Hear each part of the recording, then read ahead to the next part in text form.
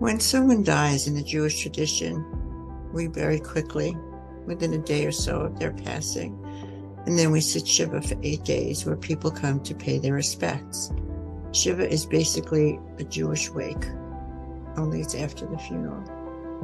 When my mother died and we got up from sitting Shiva, my sister and I sat in their bedroom talking, crying, and we decided to go through some of her things.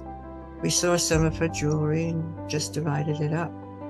I took mine home that night, and several days later, my home was burglarized and everything of hers was gone. Fast forward about 10 years later to my niece's Bat Mitzvah weekend in June at a family Sunday brunch.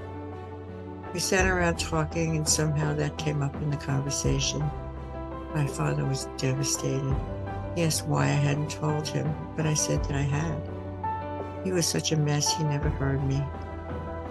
He had moved to Florida several years back, and I went there every November or December, and he came up every May. I was there that next November, and we were sitting in the living room talking, as we did so many times. Losing my mom made him mortal, so I cherished every minute I had with him. This time, he suddenly stood up and walked out of the room. I thought that was a little odd, and I wondered where he was going. He came back several minutes later holding my mother's chai. Chai is the Hebrew symbol that represents long life. He said that he felt terrible about the robbery, that I had lost everything I had of hers, and he wanted me to have it.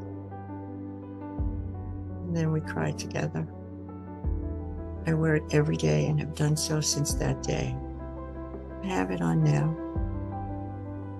So she is always with me, as is my dad. I hold on to my memories so tightly. It's all I have left of them. That and my chai. What memories do you hold on to?